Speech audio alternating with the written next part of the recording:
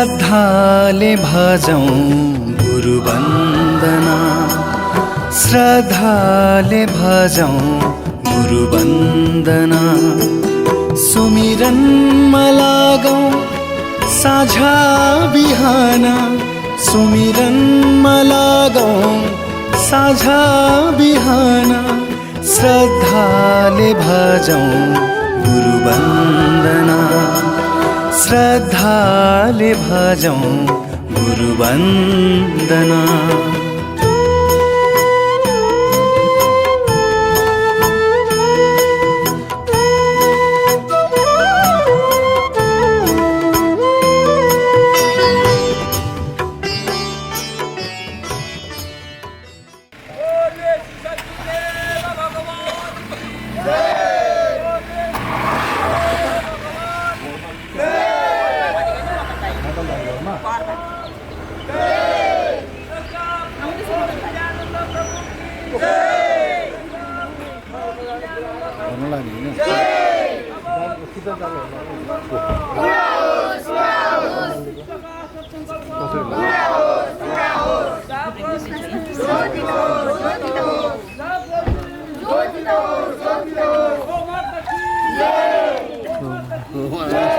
आइपुग्यो पहाड।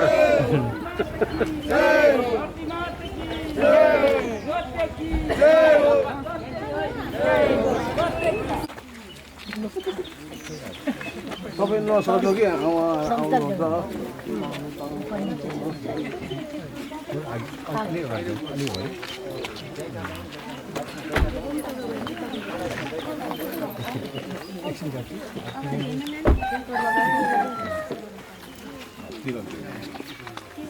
बोले सदगुरु प्रभु दिशा का सत्संकल्प, प्रभु दिशा का सत्संकल्प। जागरंदी जागरंदी जागरंदी, गो माता की, गो माता की, गो माता की, धरती माता की, धरती माता की, सत्य की सत्य।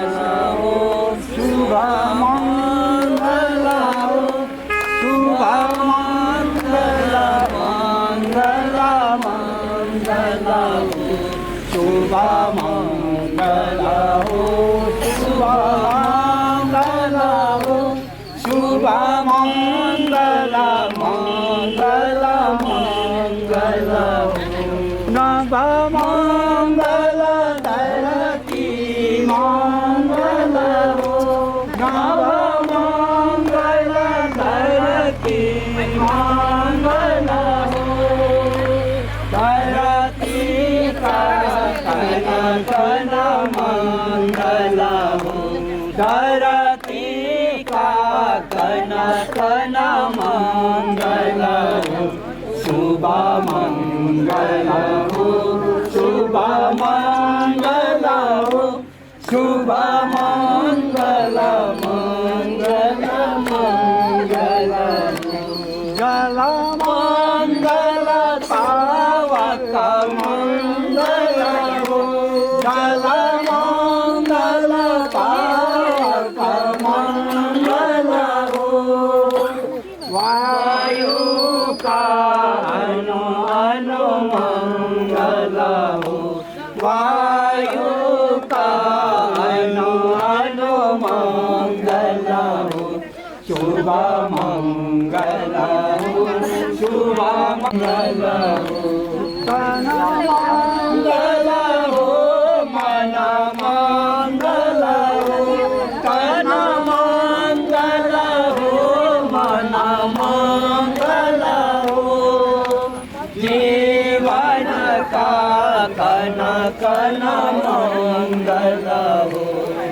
शुभ मंगला शुभ मंगला मंगला मंगला मति मंगला दिति मंगला मति मंगला दिति मंगला मानव की हर कृति मंगला मानव की हर कृति मंगल हो, शुभ मंगल हो, शुभ मंगल हो, शुभ मंगल मंगल मंगल हो, गति मंगल हो, स्थिति मंगल हो, गति मंगल हो,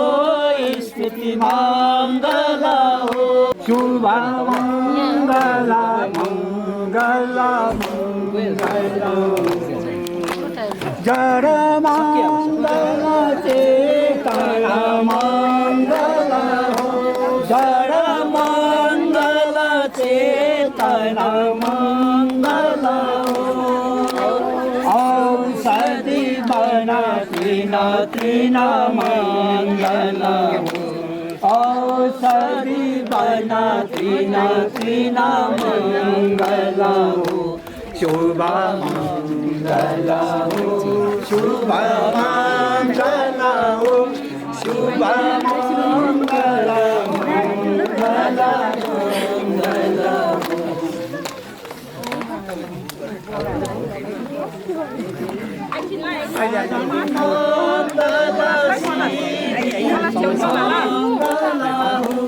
साधन मंगल सिद्धि मंगल हो,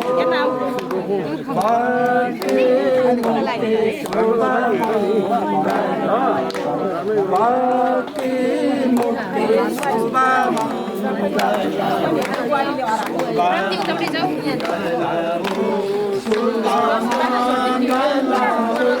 शुभ मंगल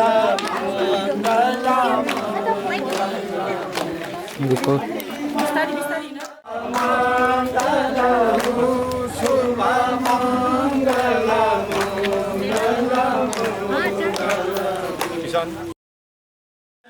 जन की शक्ति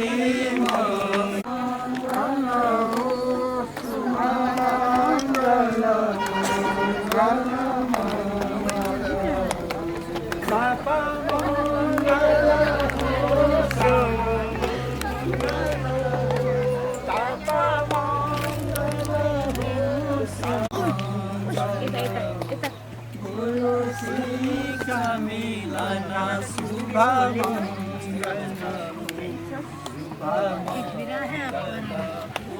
शुभ मंगल शुभ मंगल मंगल मंगल शुभ मंगल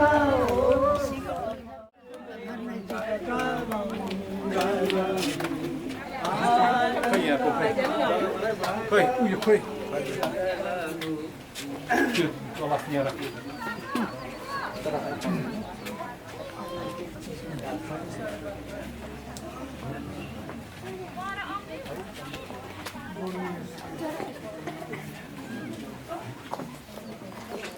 बोलिए श्री शब्द गुरुदेव भगवान की जय। ओम श्री आनंद प्रभु की जय।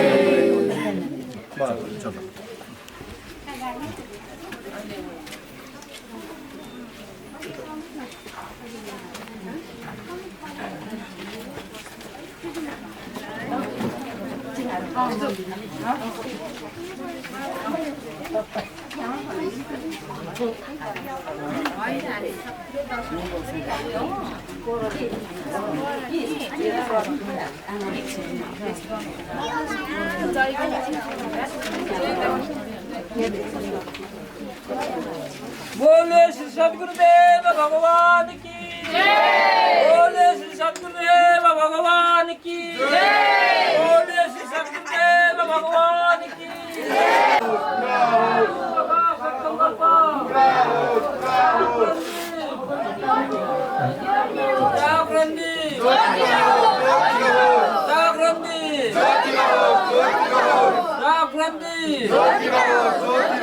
ओ माता की जय, ओ माता की जय, ओ माता की जय, धरती माता की जय, धरती माता की जय, सत्य की जय हो, सत्य की जय हो, सत्य की जय हो। की स्वधर्म की स्वधर्म की भगवद्वार भगवद्वार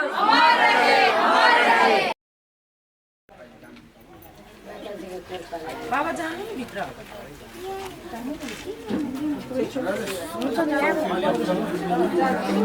सबैको सुख आउँदो दिनहरू सुखमय गरौँ भन्ने कामना गर्दै हामी सब परिवारको तर्फबाट गुरुदेव साथै गुरुमाताको स्वागत गर्दछौँ र दर्शन पनि गर्न लागिरहेछौँ। ओम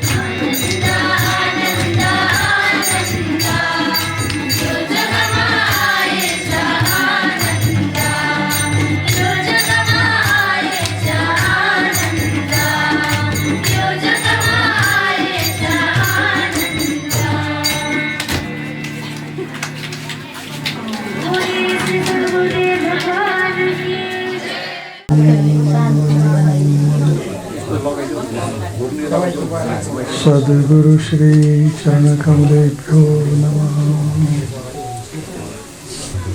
मेरे आत्मीय बंधु,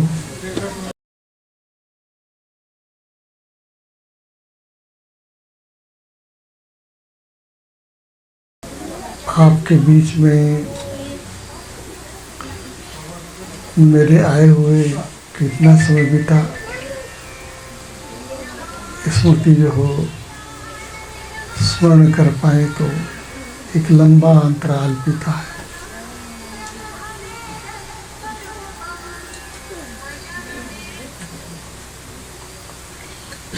और इस अंतराल में इस धरती पर कितने बंधु आए हैं और कितने चले भी गए, कुछ जाने की तैयारी नहीं है। आने वाले भी आने की तैयारी में है। तो ये जो हमारा संसार है, इसमें आने जाने का यह एक चक्र चल रहा है।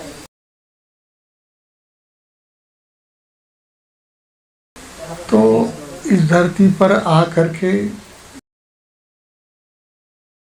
इस मानव के शरीर में जन्म लेकर मानव को क्या करना है, क्या उसका कर्तव्य है, क्या उसके लिए करनी है, सोचने की, विचारने की जो गंभीर बात है वो इतनी ही है। पशु हैं तो पशु कुछ नहीं सोचते, जन्मते तो वो भी हैं, शरीर उनको भी मिलता है, लेकिन उनके सामने कोई समस्या नहीं है कि हमको क्या करना है। प्रकृति जो उनको देती है वही वो जीते हैं, खाते हैं और इस संसार से विदा हो जाते हैं।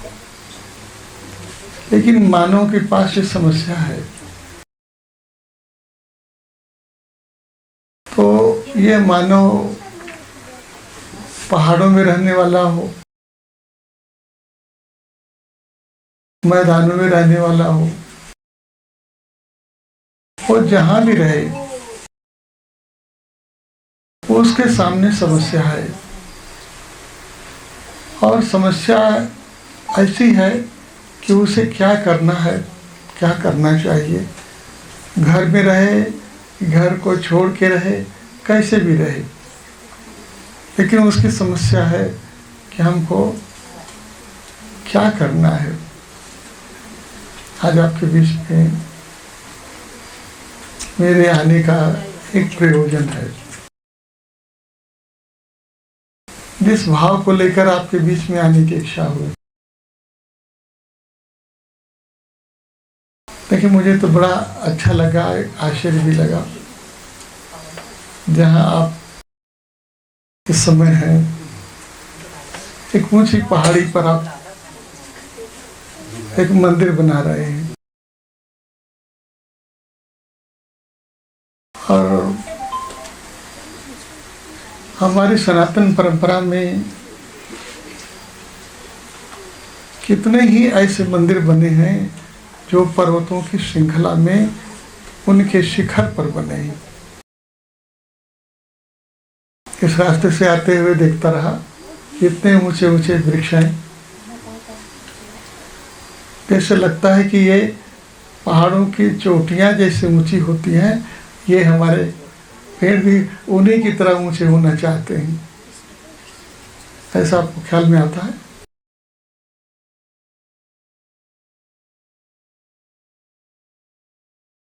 तो इन शिखरों पर जो मंदिर बने हैं उनका कोई आशय होगा, कोई अर्थ होगा।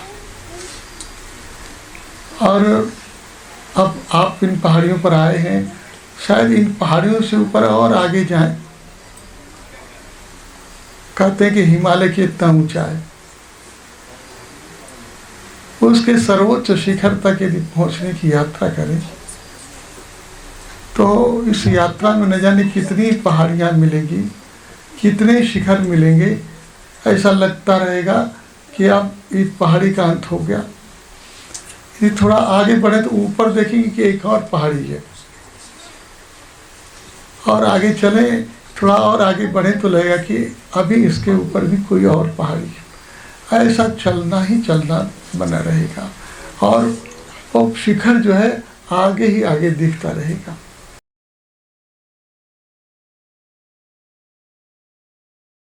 तो मानव के सामने जो चिंतन है, जो प्रश्न है, वो इसलिए है कि मानव सोच सकता है, मानव समझ सकता है। और इसलिए शास्त्र ने कहा, हमारे सनातन ऋषियों ने हमको समझाने का, बताने का प्रयास किया कि मानव शरीर और पशुओं के शरीर में एक मूलभूत अंतर है और वो अंतर कैसा है आप देखेंगे तो आपको भी पता लगेगा। पशु के कितने पांव हैं? कितने पांव? और हाथ? हाथ नहीं, हाथ तो उनके भी है ना। यदि मान लेते हैं कि 2 हाथ उनके हैं और 2 पांव हैं, तो वस्तुतः जो उनका हाथ है वो भी पांव बन गया, 4 हो गए। 4 तो मानव के पास भी है। तो अंतर क्या है?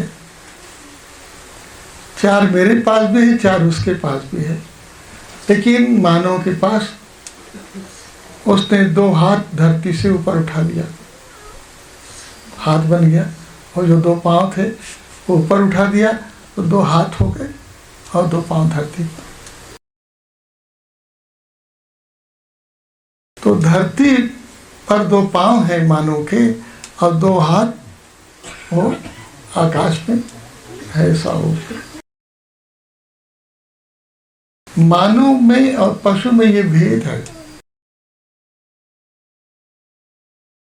मानव कुछ करना चाहता है हाथों से, वो कुछ सोच रहा है, कहीं पहुंचना चाहता है, और पशु को कहीं पहुंचना नहीं है।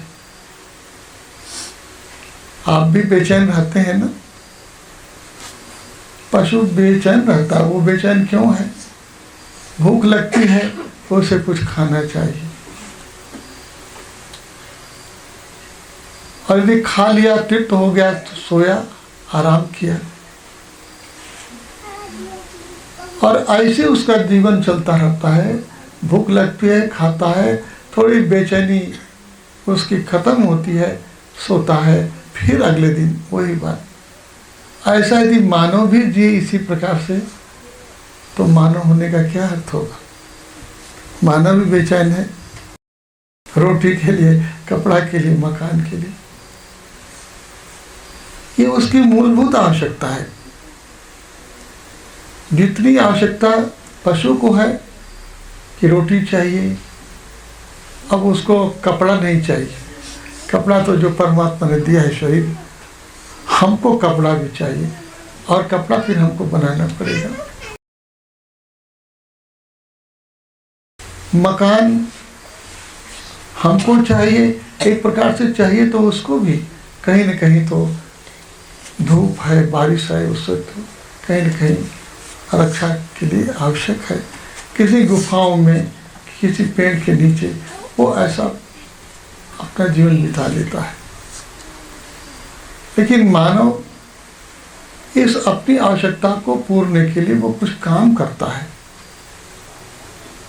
तो वो रोटी जुटाता है, कपड़ा बनाता है, मकान बनाता है। यदि इतने ही तक मानव सीमित रहे, तो मानव में पशु में अंतर इतना ही होगा कि पशु जो मिला है उसमें जीता है, लेकिन मानव कुछ करके अपने अनुसार अच्छा घर, अच्छा कपड़ा और अच्छी रोटी जुटाता है। यहाँ तक सामान्य रूप में हम जीते चले आते हैं। तो आज हम आपको सुनाना चाहते हैं कि यदि इतना ही जीना हमारा है, इतनी ही समस्या हमारी है, तो इस समस्या का समाधान करने के लिए क्या धर्म की आवश्यकता होगी? नहीं, मेरी बात थोड़ी कठिन लगेगी ना? सोचिए,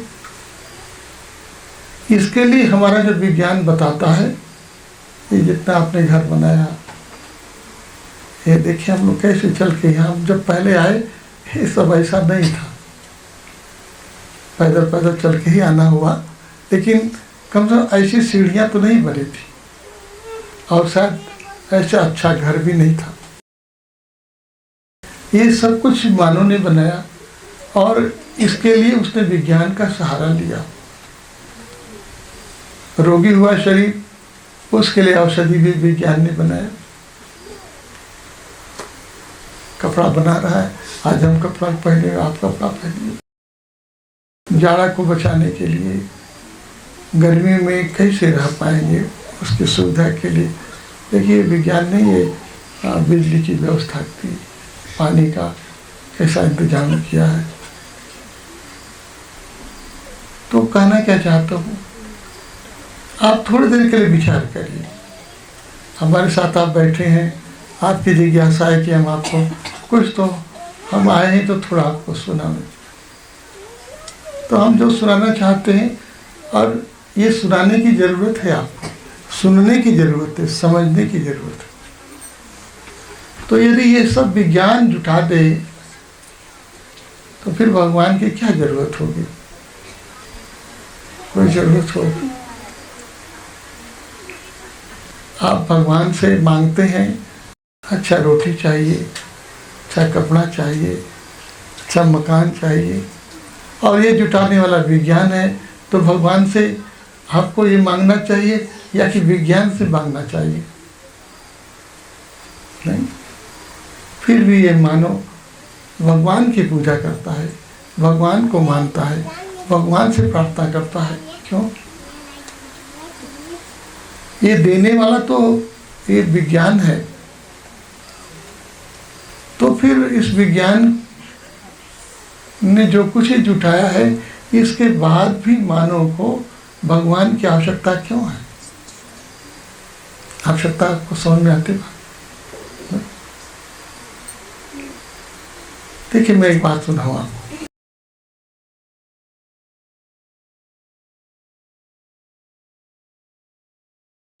बहुत गंभीर बात है,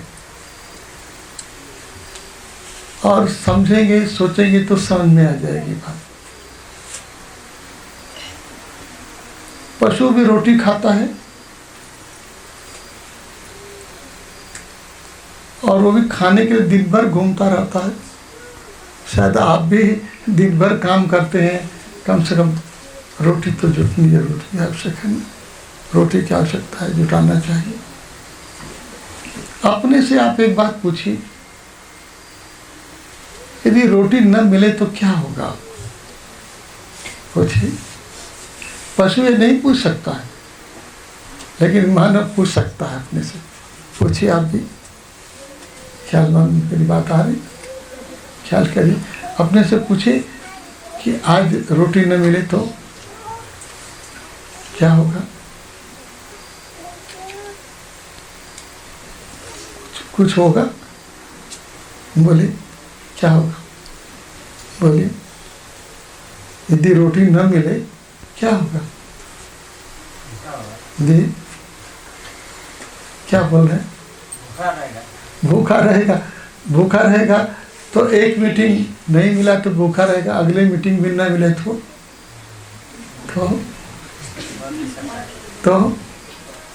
क्या होगा?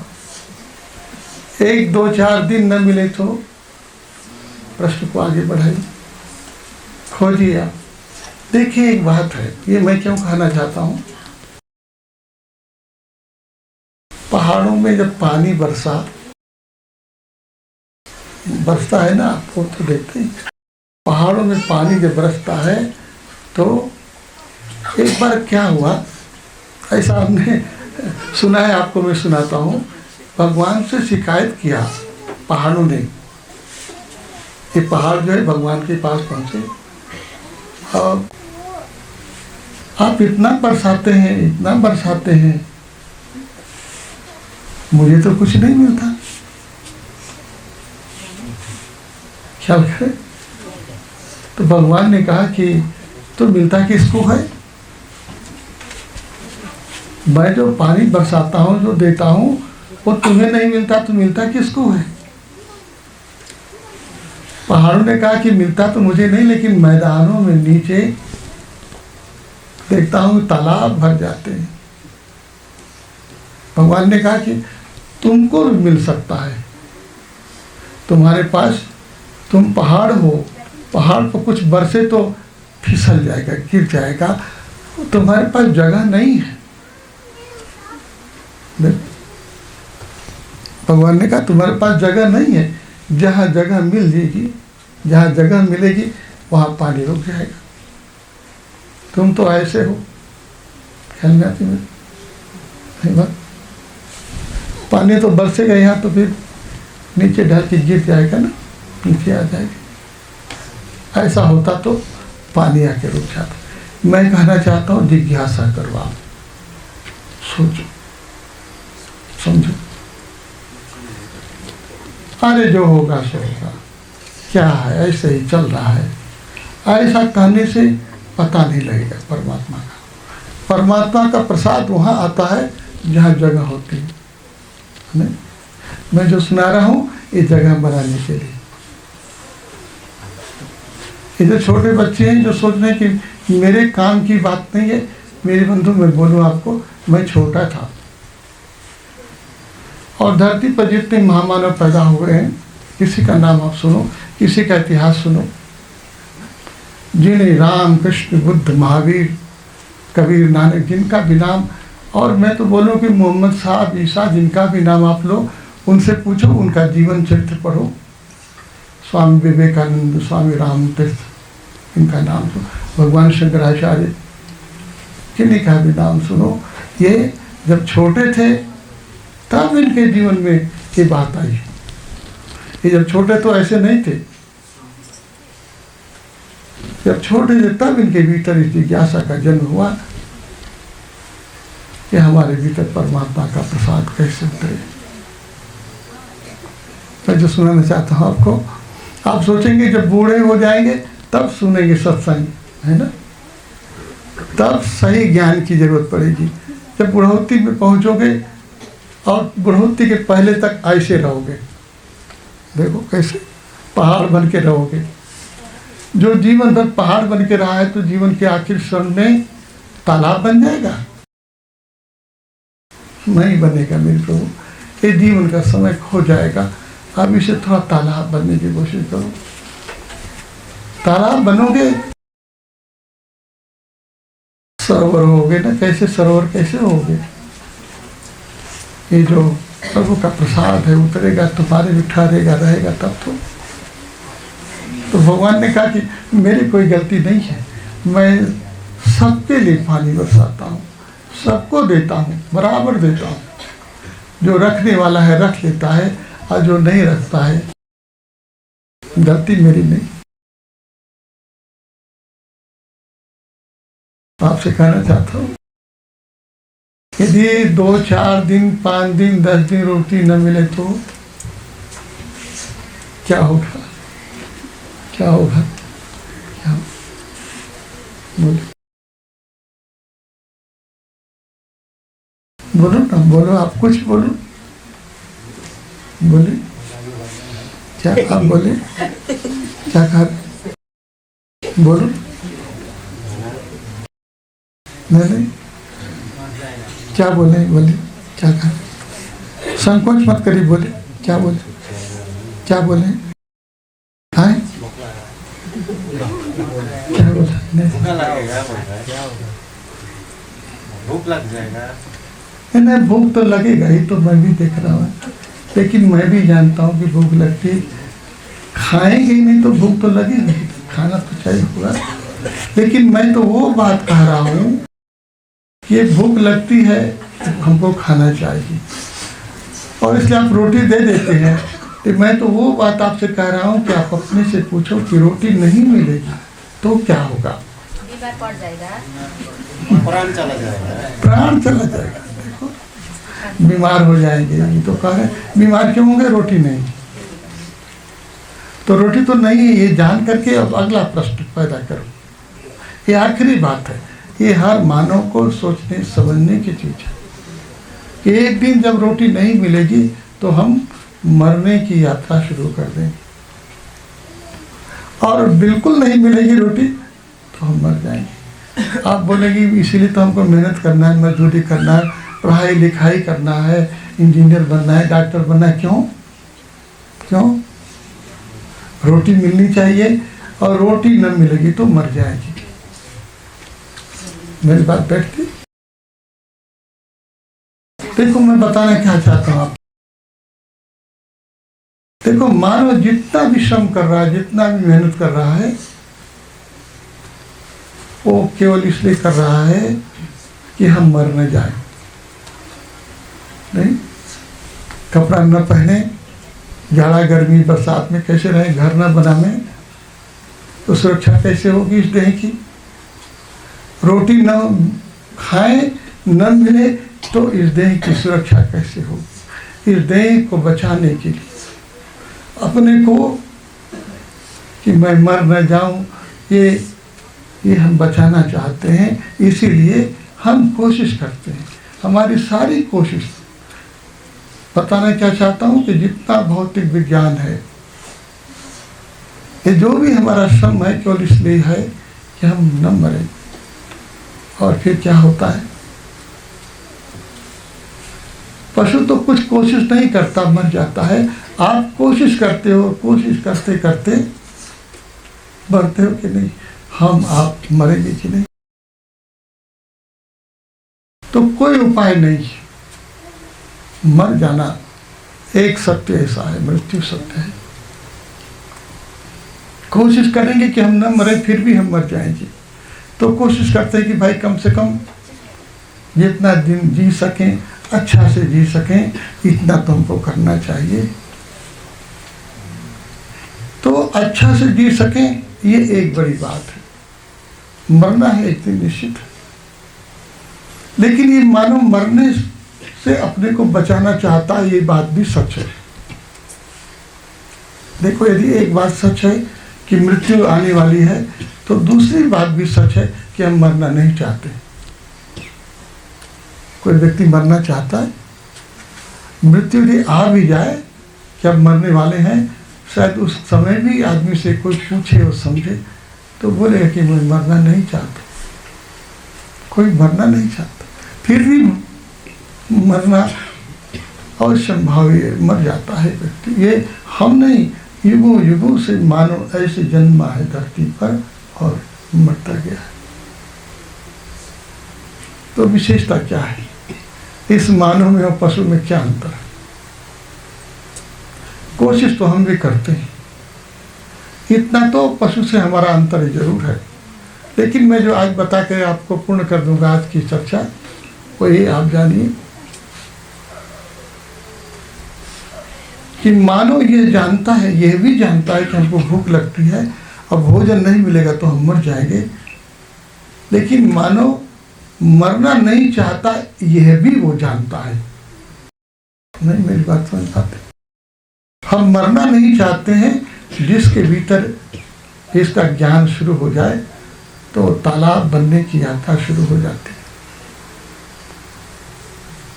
आपको मैं क्यों बताना चाहता हूं, आप बोलेंगे कि जब सब लोग मरते हैं तो आप भी एक दिन मर जाएंगे। मैं जो बताना चाहता हूँ बहुत छोटी बात है, बहुत सूक्ष्म बात है, बहुत महीन, जिसको कहें पहचान नहीं हो पाती इस बात की। आप भी बोलते हो कि हम मरना नहीं चाहते, लेकिन लोग मरते हैं तो हम एक दिन मर जाएंगे। हम बताना चाहते हैं आपको कि आपके भीतर ये जो भाव है कि मैं मरना नहीं चाहता हूँ, एक केवल मानव समझता है और हर मानव नहीं समझता। कोई कोई मानव ऐसा होता है जो इस मानव तन को पा करके ये समझता है कि मैं मरना नहीं चाहता। नहीं, मेरी बात आप बोलेंगे कि ये तो हम भी चाहते हैं नहीं मरे, वो भी चाहते हैं हम नहीं मरे, लेकिन आप स्वीकार करते हैं कि हम एक दिन मर जाएंगे।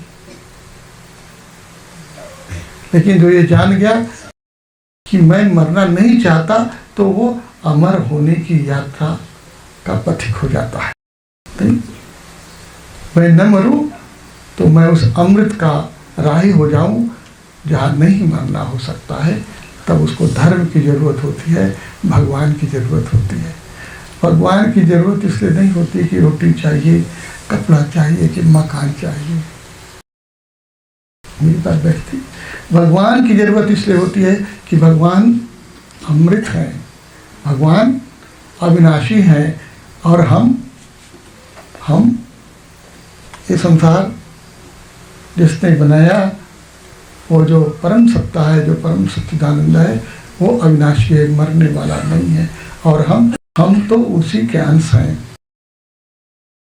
ये जो हम जीव हैं, ये जीव तो पशु भी है, वो भी उन्हीं का अंश है, लेकिन उसके पास ये जानने की समझने की क्षमता नहीं।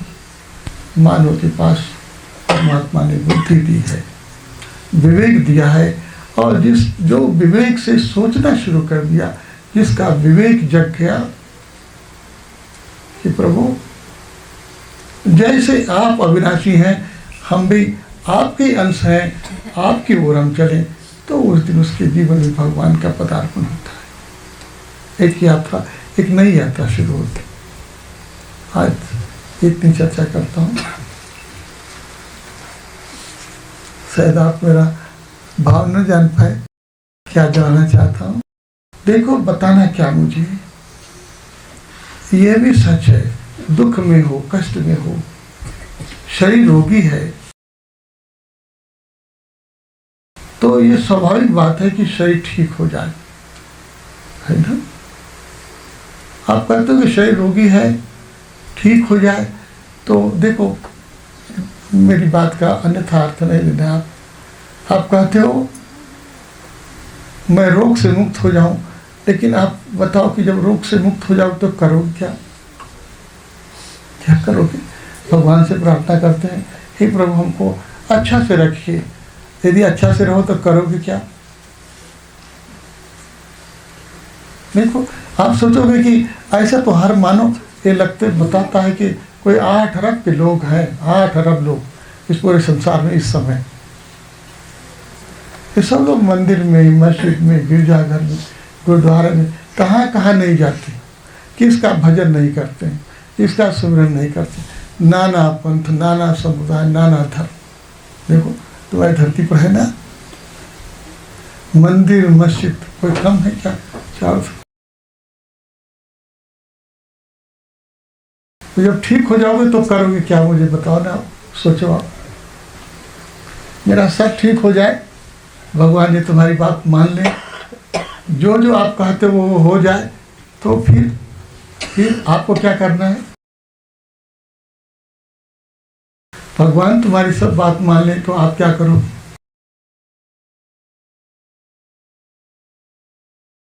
मेरी दादी हमारे घर पर छोटा था, तो साधु है, जानते हैं ना। तो साधु तो जो मिला सो खाए पिए रहे, ऐसा जीता रहता है। तो प्रार्थना करती हैं कि हे प्रभु, हमको आपने ये शरीर दिया है, ये जीवन दिया है, हम लोगों को भी बताते हैं तुम भी प्रार्थना करो। तो क्या प्रार्थना करोगे, क्या मांगोगे प्रभु से? तो 4 लोग मांगते हैं कि ऐसा दो, ऐसा दो, ऐसा। और दादी बोलते कि ये सब मत मांगो, ये तो परमात्मा ने तुम्हें दिया ही है। तुमको बुद्धि दिया है, बल दिया है, ऐसा शरीर दिया है, और 2 हाथ। पशु तुमको नहीं बनाया। कितना सौभाग्य है कि आप पशु नहीं हो, मानव हो। और यदि मानव पशु की तरह ही रहे, पशु की तरह माने आहार, निद्रा, भय, मैथुनम च, ये हमारे शास्त्र बोलते हैं ना। और आप भी जान सकते हो, कहीं पढ़े हो तो आप पढ़ेंगे। आहार माने भोजन, आहार, निद्रा, नींद पशु को भी आती है और मानव को भी आती है। आहार, निद्रा, भय। और हम भी डरते हैं, पशु भी डरता है। भय मैथुनम च, संतति वो भी उत्पन्न करता है और संतति हम भी उत्पन्न करते हैं। आहार, निद्रा, भय, मैथुनम च सामान्य में तत् पशु भी नराणाम। ये पशु में और मानव में क्या भेद है? समान है। धर्मो ही तेषाम अधिको विशेषो। देखो शास्त्र क्या बताते हैं, हमारे संत क्या बताते हैं। दादी बताती थी, धर्मो ही तेषाम अधिको विशेषो धर्मे हीना पशु भी समाना। जो धर्म से विहीन है वो मानव कैसा है? पशु के ही समान है। क्योंकि पशु के पास धर्म नहीं है, मानव के पास धर्म है। देखो, मेरे पास धर्म हो तब तो आप मेरे भाई हो, बंधु हो, पत्नी हो, पति हो। ये धर्म के कारण ना। मानव के पास यदि ये न हो तो मानव में पशु में क्या भेद रहेगा? यदि मानव को पता न हो कि मेरी ये बहन है कि ये मेरी पत्नी है, भेद न रहे, तो मानव होने का क्या अर्थ होगा? मानव के पास विवेक है और पशु के पास ये विवेक नहीं है, ये भेद करने की बुद्धि नहीं है। उसी का बच्चा धीरे धीरे बढ़ जाएगा और उसमें तो पति पत्नी का भाव ही नहीं है, केवल मानव के लिए। तो धर्म की जो यात्रा है वो मानव के लिए। तो दादी कहती थी ये सब मांगने की चीज नहीं है। यदि मांगना है तो प्रभु से प्रार्थना करो। आप भी प्रार्थना करें कि प्रभु आपने ये जो जीवन दिया है, ये जो हमको समय दिया है, 10, 20, 50, 100 वर्ष जो समय आपने दिया है, इस समय में, इस जीवन के इस समय में हम तो चाहते हैं कि हमारे भीतर आप अपना प्रकाश दो, अपनी ज्योति दो, आप अपने को हमको दो।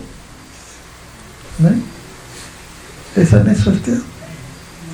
ऐसी प्रार्थना नहीं, ऐसी प्रार्थना करो आप, क्योंकि ये सब तुम्हारे करने धरने से तो सब मिल जाएगा, लेकिन एक ऐसी चीज है जो अमृत है, वो प्रभु के प्रसाद से ही मिल सकती। इसलिए उसकी प्रार्थना करो, प्रभु से, परमात्मा से उनके अमृत जीवन की प्रार्थना करो कि प्रभु मैं आपका अंश हूँ, अमृत स्वरूप हो जाऊं, आनंद स्वरूप हो जाऊं। आप सच्चिदानंद स्वरूप हैं तो मुझे अपने स्वरूप में समा लीजिए, बना लीजिए, अपना बना लीजिए। ऐसा कोई मानव प्रार्थना करता है, सौभाग्यशाली होता है। तो आप प्रार्थना ही पूरी करता हूँ।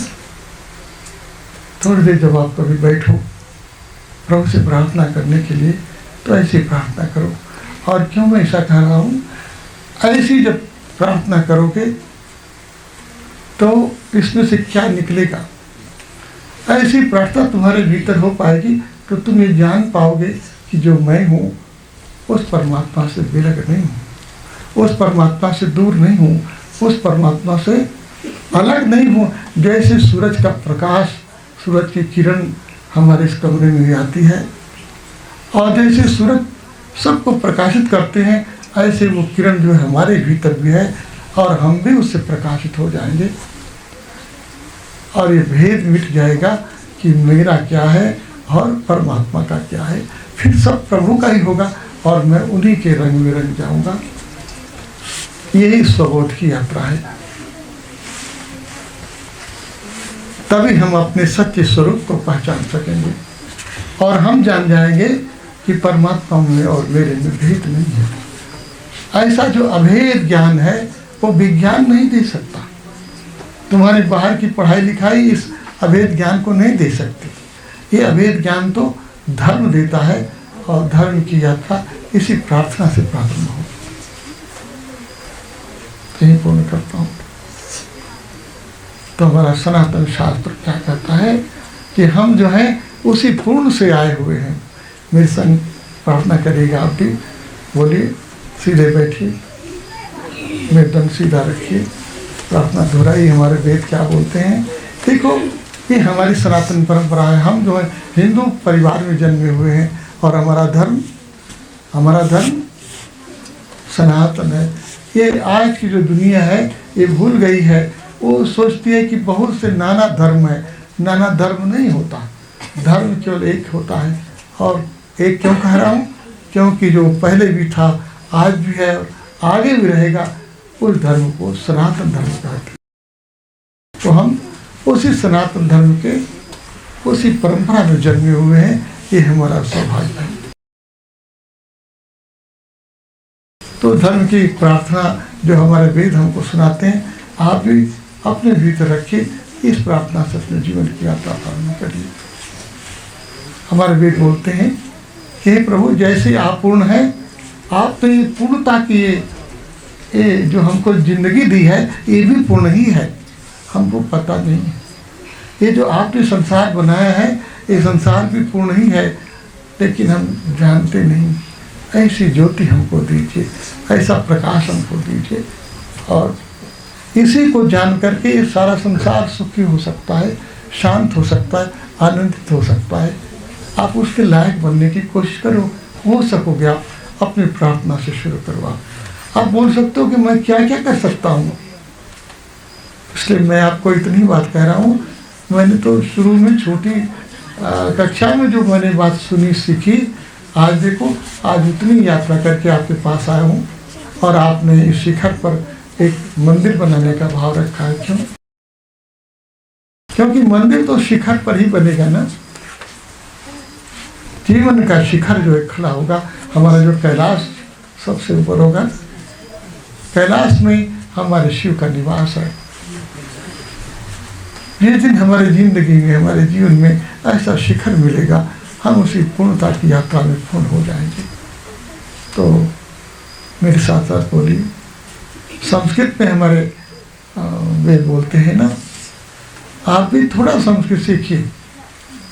हम लोग आज भ्रमित हो गए हैं, अपनी संस्कृति, अपना धर्म सब भूल बैठे हैं। बाहर की शिक्षा दीक्षा में, नाना प्रकार के पंथ संप्रदायों में, इनके उनके नाना प्रकार के गुरुओं में होकर के हमारे जीवन की यात्रा इधर से उधर हो गई है। अपनी संस्कृति से, अपने स्रोत से हमको जुड़ने की जरूरत है। हम तो आज अपने को हिंदू भी कहने लायक नहीं रह गए। आप अपने को हिंदू बोलते हो? बोलते? कोई होगा जो बोलता है कि मैं हिंदू हूँ, नहीं तो बोलते हैं कि कैसा मैं हिंदू, हिंदू बोलूँगा तो मुसलमान का क्या होगा, मैं अपने को हिंदू कहूँगा तो ईसाई का क्या होगा। अरे ईसाई तो अपने को ईसाई कहता ही है, नहीं क्या? मुसलमान अपने को मुसलमान कहता ही है। हम हैं जो अपने को हिंदू नहीं कहते। गलती तो हमारी है ना, उनकी गलती नहीं है। हम अपने धर्म का नाम नहीं लेते, गलती तो हमारी है। तब ये हिंदू जो अपने धर्म को नहीं जानता मुसलमान हो जाता है, ईसाई हो जाता है, उनके चर्च में चला जाता है कि बड़ा सुख मिलेगा, बड़ा रोटी मिलेगा, बड़ा कपड़ा मिलेगा।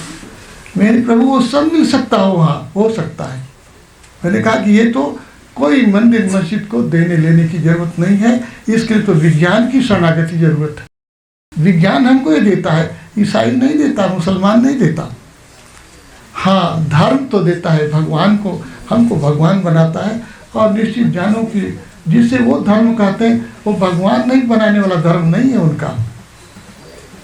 भगवान बनाने वाला तो केवल एक ही भगवान का धर्म है, जो हिंदू धर्म है। ये भगवान का धर्म है, वो मानव का धर्म है, मानव के पीछे चलने वाला।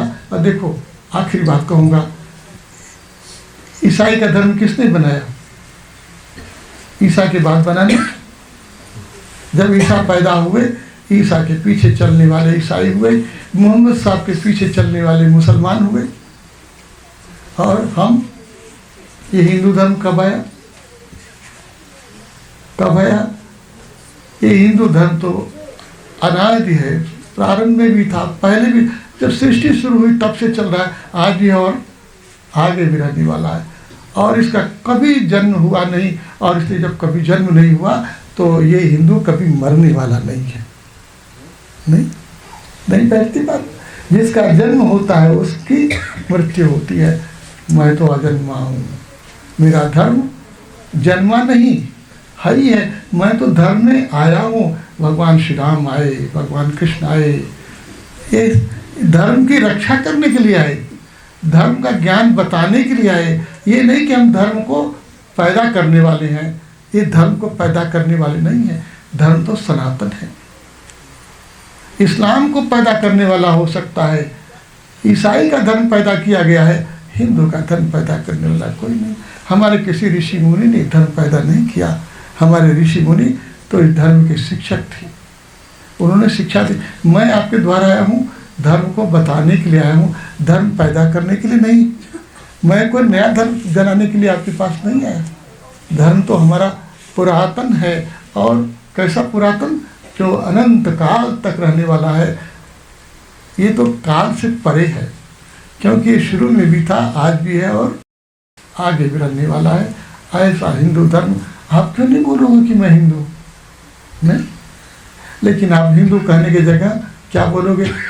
पहले होता कि अपने को बोलो कि ब्राह्मण हूँ, कि क्षत्रिय हूँ, कि वैश्य हूँ, कि शूद्र हूँ। आप भी तो कुछ बोलते होगे ना? अपना जाति पाति पहला बोलते हो। हिंदू से पूछो तुम्हारा परिचय क्या है, तो क्या बोलेगा? अपना नाम फलाना शर्मा ये बताएगा, ये क्षेत्री ऐसा बोलेगा ना, ये सब तुम्हें याद है। और हिंदू क्यों नहीं याद आए? हिंदू क्यों याद नहीं आया? और इसलिए तुम्हारा मरण हो रहा है। सारी धरती से सिमटते सिमटते चले आए हो। कहाँ तक सिमट गए? केवल भारत में, और थोड़े से लोग रह गए। भारत में भी झंझट है, यहाँ दुनिया भर के लोग हैं और तुम अपने को हिंदू कहने में लजा रहे हो। बोलो, अपने धर्म की रक्षा करो। आप अपने धर्म का नाम तो लो कि मैं हिंदू हूँ। ऐसा तुम्हारे भीतर इसका स्वाभिमान क्यों नहीं जगना चाहिए? हमारे साधु संत बताते हैं आत्मा का, हम आत्मा है। अरे तुम आत्मा हो तो ये बताने वाला तो हिंदू है ना? नहीं क्या? ये बताने वाला कौन है? इन गुरुओं को, ये गुरु जो उपदेश देते हैं कि तुम अपने को आत्मा जानो, कैसा हिंदू कैसा मुसलमान, ये हमको समझाते हैं। लेकिन देखो गलती है, हम सबको समझाते हैं। तो क्या मुसलमान जान गया कि मैं आत्मा हूँ? ईसाई जान गया कि मैं आत्मा हूँ? वो तो जाना कि नहीं जाना, लेकिन मुसलमान हूँ ईसाई हूँ ये उसने पहले जाना। और मैं, यदि मैं आत्मा को भी जान गया तो मैं ये भूल गया कि मैं हिंदू हूँ। जब मैं हिंदू ही नहीं हूँ तो ब्राह्मण कैसे हो सकता हूँ? जब मैं हिंदू नहीं हूँ तो क्षत्रिय कैसे हो सकूँगा? पहले तुम हिंदू हो तब फिर तुम कुछ भी किसी जाति पाति में हो सकते। पहले तुम्हारा धर्म, अपने धर्म का नाम ग्रहण करो आप। तो ये मेरी प्रार्थना है, आपसे निवेदन है। और इस बात को लोगों को बताओ, अपने घर परिवार को बताओ, अपने भाई बंधुओं को बताओ कि मेरे धर्म का नाम हिंदू है और मैं हिंदू हूँ। हिंदू हो गए तो तुम अपनी संस्कृति की, अपने वेदों की रक्षा करोगे और उसके अनुसार चलने की यात्रा करोगे। फिर भटकोगे नहीं तो भटकाने वाले बहुत हैं। हमारे तो गुरु भी तुमको मिल जाएंगे तो भटका देंगे, बोलेंगे कि अरे तुम अपने को हिंदू कहते हो, यही तो झगड़े की बात है। ये तुम्हें समझा देंगे कि हिंदू कहने का मतलब कि तुम झगड़े में हो। मेरी प्यारे, हिंदू कहने का मतलब मैं झगड़े से बाहर हूँ। क्यों? क्योंकि हिंदू न किसी जाति का नाम नहीं है, किसी संप्रदाय का नाम नहीं है। हिंदू हमारे सनातन धर्म का नाम है और धर्म धरती पर एक ही है। से सब संप्रदाय है, से सब पंथ है, मजहब है, रिलीजन है। ये हमारे पढ़ाने वाले हमको गलत पढ़ाते हैं, सही पढ़ाते नहीं। हमारे धर्म को नहीं पढ़ाते। हाँ, अपने को धर्म कहते हैं और हमको, हमारा तो नाम ही नहीं लेते। तो ये गंभीर बात, धीरे धीरे समझोगे तो समझ जाओगे मेरी बात। तो आज इतना ही कहना चाहता हूँ। मेरी बात आपको स्वीकार लगती? स्वीकार आती? हिंदू कहो अपने को, हिंदू समझोगे। देखो ये विवेक जागेगा तुम्हारे भीतर तो माँ बहन का आदर करोगे, माता पिता की श्रद्धा करोगे। इस धरती पर श्रद्धा करने वाला, तर्पण करने वाला, श्राद्ध करने वाला केवल हिंदू है। मुसलमान भी तर्पण करता है। तर्पण माने तृप्त करता है। देखो आप भगवान सूर्योदय होते हैं, ओम सूर्याय नमः बोलते हो, भगवान को प्रणाम करते हो। धरती पर कोई हिंदू के सिवा कोई और ऐसा मानव नहीं है जो सूर्यदेव को, ये तो सब कहते हैं कि अग्नि का गोला है, लेकिन सूर्य को देव कह करके उनको प्रणाम करने वाला केवल हिंदू है। क्योंकि वो हर कण कण में भगवान को पहचानता है। उसके ऋषि ने उसको बताया कि तुम्हारे भीतर, तुम्हारे बाहर सब वो एक प्रभु ही विराजमान है। तो जब आप हिंदू अपने को बोलोगे तो तुम्हारे भीतर वो सारा ज्ञान प्रकाशित हो सकेगा जो हर मानव के लिए, और इसलिए आवश्यक है कि यदि मानव शांति चाहता है, सुख चाहता है, तो उसको अपने धर्म की स्मृति करनी पड़ेगी। और केवल हिंदू ही है वो धर्म जो पूरी धरती को शांत कर सकता है, सुखी कर सकता है, आनंदित कर सकता है। तो मैं चाहता हूँ कि जो सिमटता हुआ हिंदू ऐसे चला गया और सिमटते सिमटते अपने घर देश में भी रहने लायक नहीं है, वो थोड़ा अपने को विकसित करे, अपने को फैलावे। और फैलेगा कैसे? जब अपने को बोलोगे कि मैं हिंदू हूँ, तो ये प्रकाश फैलेगा और पूरी धरती पर ये एक दिन ऐसा दिन आएगा कि पूरी धरती इस ज्ञान से आप्लावित होगी और तब हम बोल पाएंगे कि ये धरती पर विश्व धर्म जो है वो प्रतिष्ठित हुआ है। तो आपको अंधेरा राहत हुई, अपनों को जाना भी है।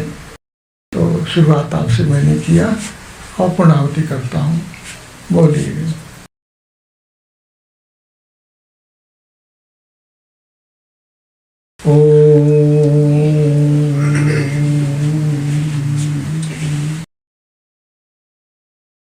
मेरे संग संग बोले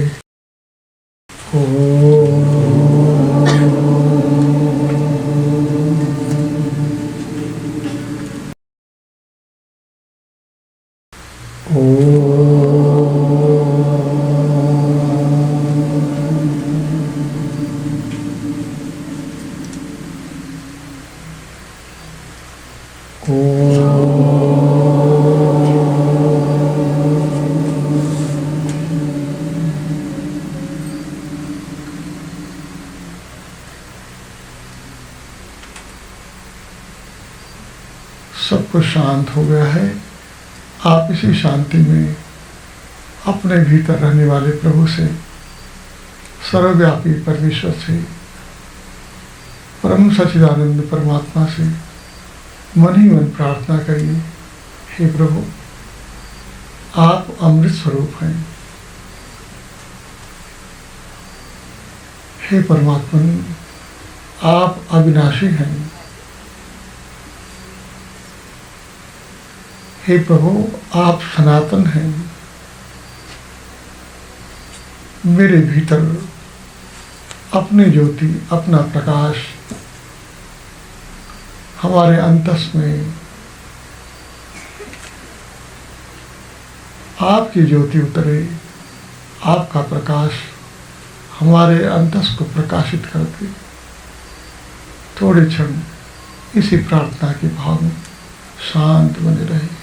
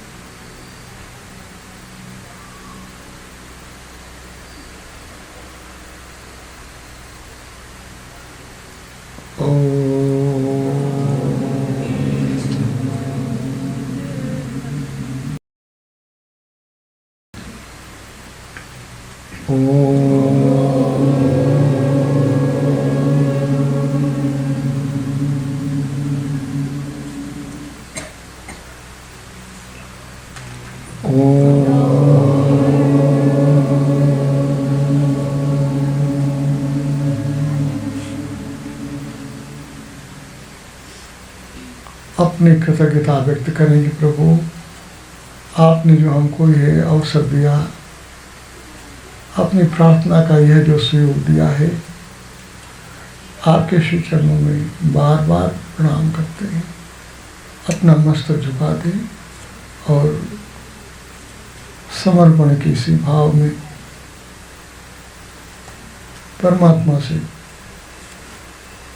पुनः पुनः निवेदन करें कि प्रभु, आपकी शरणागति मिले, आपका प्रकाश हमारे भीतर उतर जाए, हम भी प्रकाश से भर जाए, अमृत हो जाए। बोले श्री आनंदखंड भगवान की। धीरे धीरे आंखें खोलें, अपने हाथों को आंखों से स्पर्श करिए और आंख खोलिए, आराम में होगी। प्रभु के इसी पावन नाम से प्रभु की प्रार्थना करें और थोड़ी देर शांत होकर के अपने भीतर प्रार्थना करें। ओम बोलिए। ओम पूर्णमदः, बोलिए ओम पूर्ण पूर्णमदः पूर्णमिदं पूर्णात् पूर्णमुदच्यते पूर्णस्य पूर्णमादाय पूर्णमेवावशिष्यते।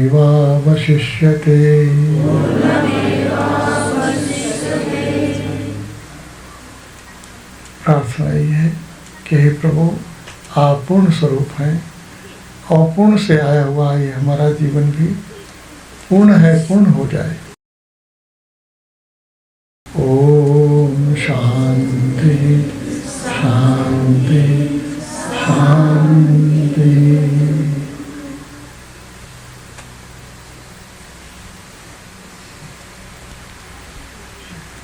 कभी समय मिले थोड़ी देर, यही मंदिर निर्माण की प्रक्रिया है। ये जो भगवान ने मंदिर बनाया है, इसी शरीर के भीतर, स्तन के भीतर थोड़ी देर बैठ करके, एक संग बैठ करके प्रभु से प्रार्थना करिए।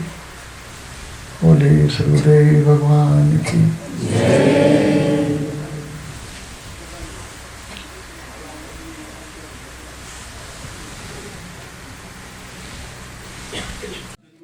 भगवान की जय, भगवान की जय। स्थित प्रज्ञ भगवान श्री नागा बाबा की जय। स्थित प्रज्ञ भगवान श्री नागा बाबा की जय। गौ माता की जय, गौ माता की जय। धरती माता की जय, धरती माता की जय, धरती माता की जय। सत्य की जय हो, सत्य की जय हो, सत्य की जय हो। स्वधर्म की जय हो, स्वधर्म की जय हो, स्वधर्म की जय हो। भागवत द्वार भागवत द्वार भागवत द्वार वंदे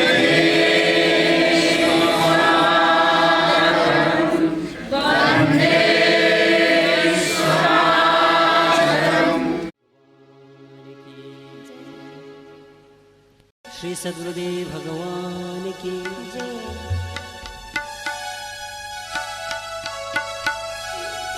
प्रेम से बोलो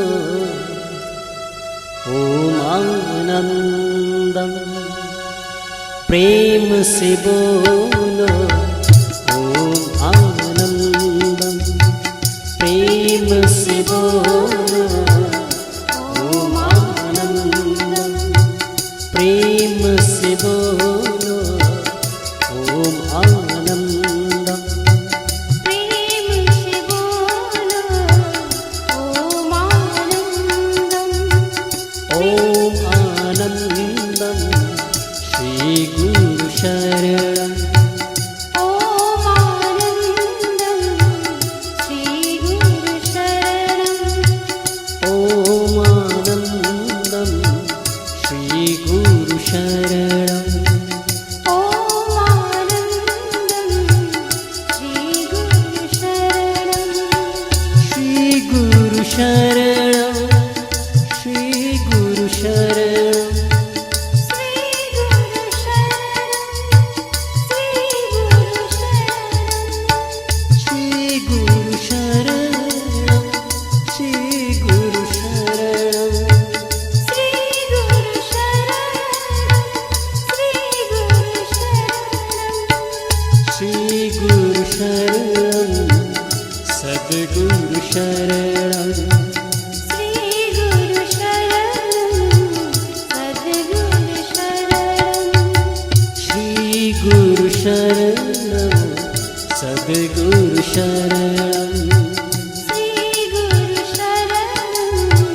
सद्गुरु शरणम, प्रेम से बोलो,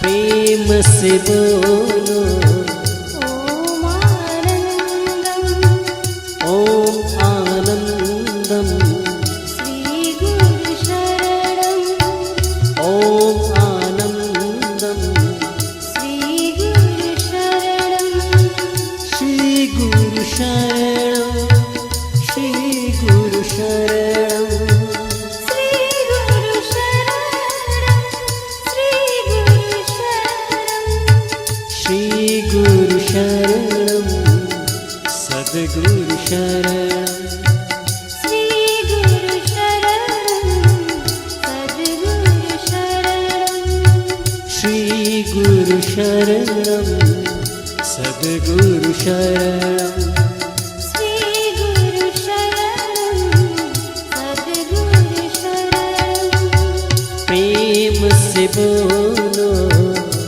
ओम आनंदम प्रेम से बोलो ओम आनंदम ओम आनंदम श्री गुरु शरणं ओम आनंदं श्री गुरु शरणं प्रेम से बोलो ओम आनंदम प्रेम से बोलो ओम आनंदम प्रेम से बोलो ओम आनंदं प्रेम से बोलो ओम आनंदम प्रेम से बोलो ओम आनंदम बोलिए श्री सद्गुरुदेव भगवान की जय।